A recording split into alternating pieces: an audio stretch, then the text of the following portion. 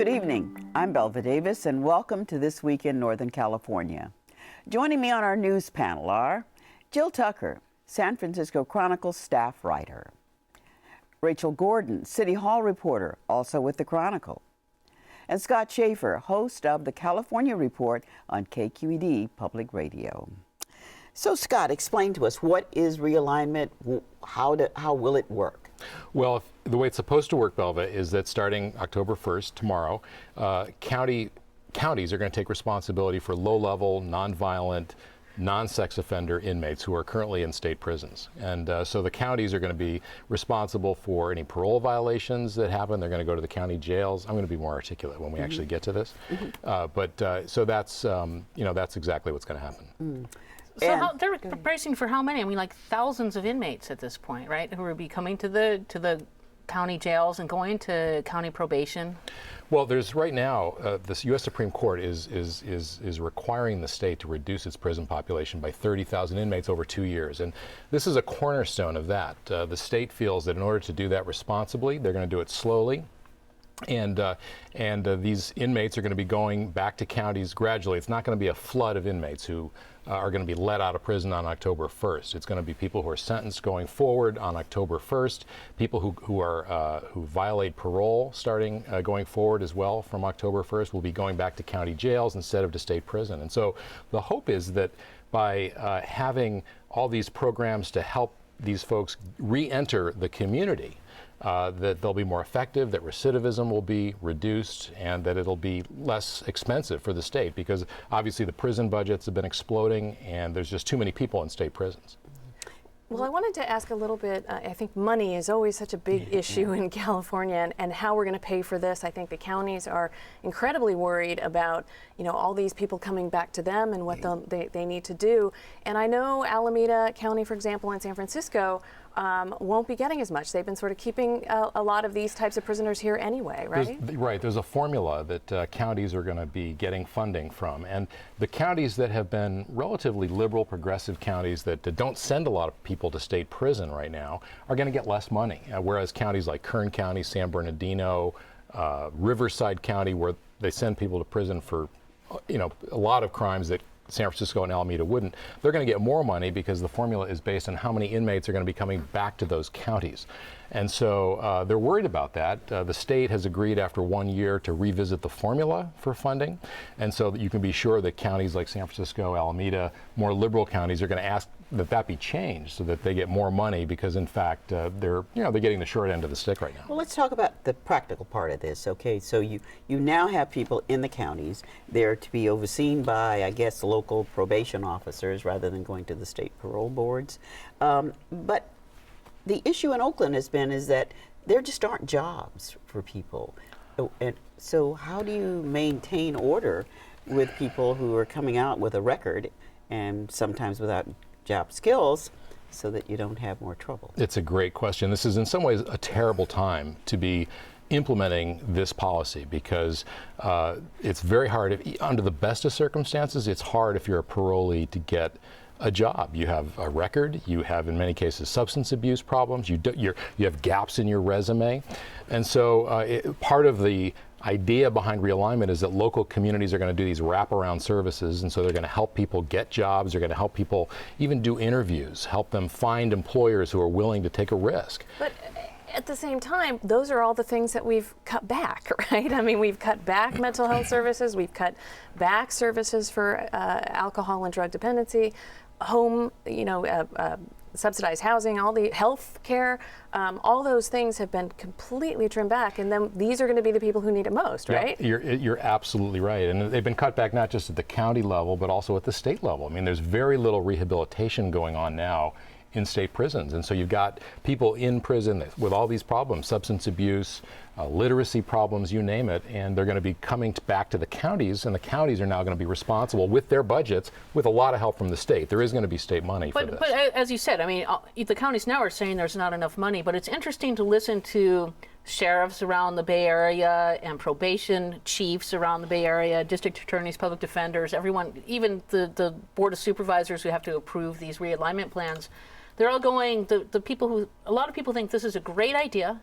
It's going to be perfect for us. We want to be able to have this control and keep them close to the community, but it's going to be really messy for the first couple years at least. That it's going to be a really difficult transition period. And there also might be that spike of crime with the people who should have been in, or otherwise would have been in state prison, who are back in the local community. Absolutely, and you're hearing that even here in San Francisco, like you say. I mean, there is going to be it's such a radical. This is the biggest change in criminal justice policy in California in at least 30 years, and there's a lot of nuance to it, and you're going to see a lot of confusion at the local level as to who comes to the jail, who gets sent to the state, who are we going to let out of jail to make room for these new people. And so you're right. There are going to be, even though they're saying these are nonviolent, non-serious offenders, they're not rapists and murderers, but you do have people with a criminal history who are going to be more quickly out on the streets, or perhaps not in jail at all. They'll be under home supervision or with GPS devices. And so, yes, you're increasing the likelihood that the crime is going to spike up in the short term. Some people are saying that this will contribute to a safer environment. Well, what's their analogy as to why? Well, even the Secretary of the Department of Corrections says that the state hasn't done a good job at this. The recidivism rate is 70% in California. 70% of inmates who get out of prison go back to prison for parole violations or a new crime. And so the hope is that local communities can do a better job. Lower recidivism rate, better services, better coordination. That's the hope. The fear is that the money won't be there to do it right. And is there the room in these jails? I've never been under the impression that there's a lot of room in them. In some there is, and some there isn't. And a lot of counties are under court order to reduce the population. So they're going to have to let some of those folks out to make room for the new ones. Jill, we've alluded to the fact that this might be difficult in Alameda County. Oakland schools are in Alameda County. The Oakland schools just got a grant to deal with troubled areas in and around schools. And yet the school district, not the same schools where they're going to put the extra patrols, but they're thinking about closing some neighborhood schools in Oakland. They are. I mean, it's interesting jumping from the prison population, because there's all the research that says if kids can read by the time they're in 3rd grade and they're on track, they won't land in those jails. And so there's definitely an idea that we need to really bolster our education system. And so it's a little disconcerting when we hear that Oakland is looking at closing at least 5 elementary schools this year and consolidating or merging 8 others, so a total of 13 schools with 13 principals. Some are co-located on the same campus, but that they would be closed. And specifically these 5 elementary schools that are serving, in many cases, predominantly African American and Hispanic populations. So Jill, I'm sorry, is this, when you talk about closing schools this year, this is mid-year that they're thinking of closing the schools? No, or would so it they are start doing next year? it. Yes. Okay. So they are doing it now. They want to do it early in the process. A lot of times school in terms boards, of telling people what schools are going to be closed. Yes. But they're not going to shut the classrooms and have them scramble. No. Okay. They would close at the end of this year. It would give parents some time to figure out where they want their kids to go next year, because there would be about 900 kids in those 5 elementary schools that would have to transfer to another new elementary school. The superintendent believes that all of those kids could land in higher performing schools. These are very small schools in many cases. Oakland has too many schools. I mean, ultimately, the reason that they're closing down those schools is because they have 101 schools for 38,000 students. Jill, I remember a few years ago there was this small school movement, and Bill Gates and others really supported it. They gave money to places like Oakland to create smaller community-based schools. Is this now kind of the legacy that these schools are being closed? Are these some of the same schools that are now going to have to be closed? Some of these schools are merging into, becoming one school again. So the high schools, there's 7 high schools that are, many of them co-located on 2 campuses, at Castlemont campus and the old Fremont campus. Those schools were separated into 7 different schools, and they're bringing them back to 2 comprehensive high schools. So yeah, that was an experiment that brought a lot of money into Oakland from the Bill Gates Foundation, Bill and Melinda Gates Foundation. And when Bill and Melinda Gates said, gee, this isn't working out so well, we're going to not support small schools, they left. And they left this legacy, as you said, of all these small schools that Oakland can no longer afford. So we know that the parents are out fighting against this. People don't want to lose their school. They chose it. They don't want to be told that that's happening. What's going on with the teachers unions, the principals, the folks who are more on the ground that aren't in the administrative offices in Oakland? Well, the teachers union, they recognize that you can't have 101 schools for 38,000 students. I mean, just by comparison, San Jose has 52 schools for 32,000 students. So we have about twice as many schools as we might otherwise need, or compared to other districts And so the teachers are sort of saying, look, closing schools should be the last resort. So they're taking on things like the number of charter schools that Oakland has. They'd like to see some of those charter schools that drained away about 8,000 students from the district, some of those lower performing charter schools shut down perhaps, so that we could grab some of those kids back into the regular Why public didn't they look at schools. that first before they decided? Well, on I think, is it there's location? Well, charter schools have a lot of laws regulating them. It can be tough to close them down.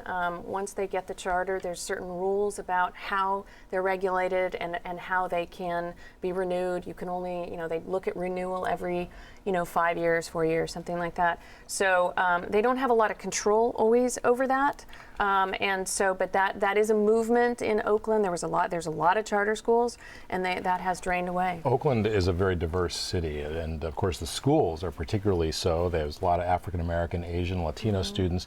How is race playing in to all of this, if at all? When I was at the school board meeting on Tuesday, there was probably 400 people there, and it's always shocking when you hear sort of the racially charged conversations, people accusing the school board and the superintendent of making this school closures, the Katrina of Oakland, to drive African Americans out of the city.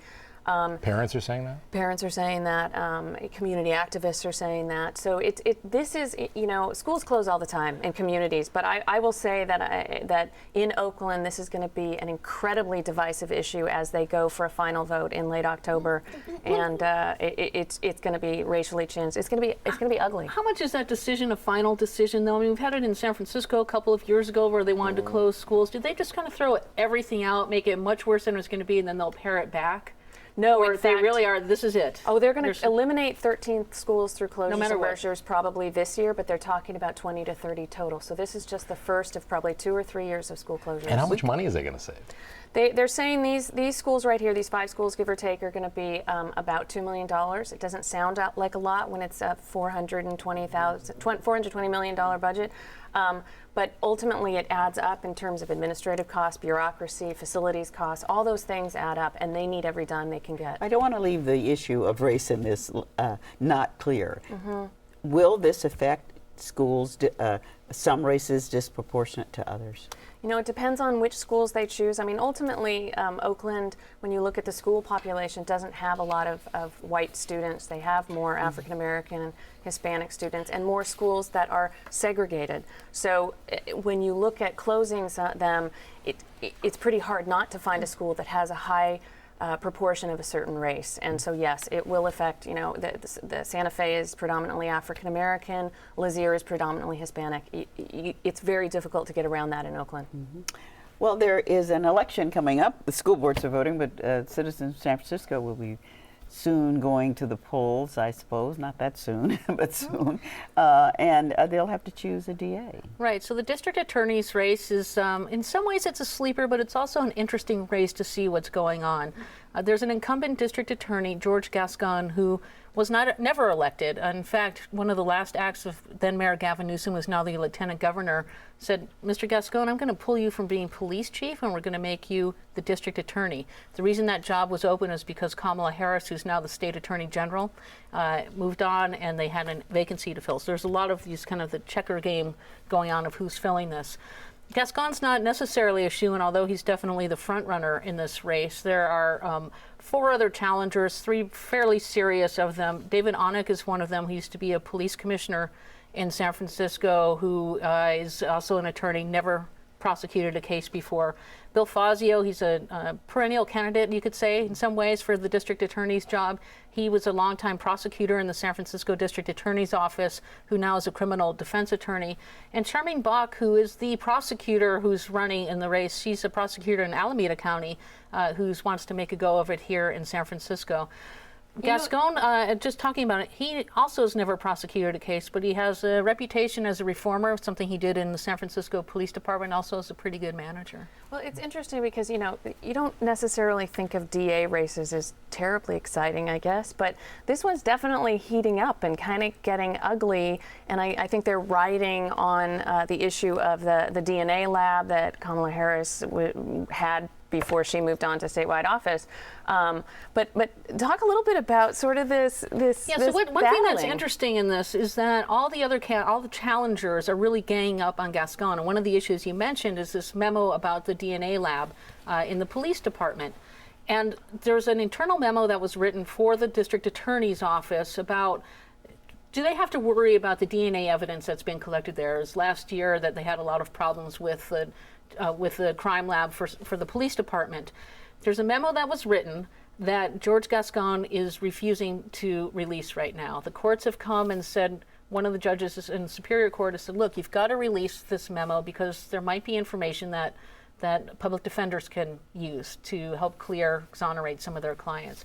Gascon's saying, no, there's nothing, it's called the Brady Law. There's nothing in this memo that's going to clear a client. And it really stems back to this one case in 1976, very brutal rape and homicide in the Bayview district with James Mayfield, who was accused and charged with this crime because of DNA evidence. And it's his attorneys who are pushing it, but it's really the challengers in the district attorney's race who are making this a big case, saying, George Gascon, what do you have to hide? Well, usually there is more of an air of excitement about the race. I know I'll be moderating a debate next week with the sheriff's candidates, and you'll be doing one, the two of you, with the mayor's candidates. So the word's out there. People can learn if they like, get excited if they like. Yeah, you want to know who's going to prosecute your crimes in San Francisco. Right. Thank you, Rachel.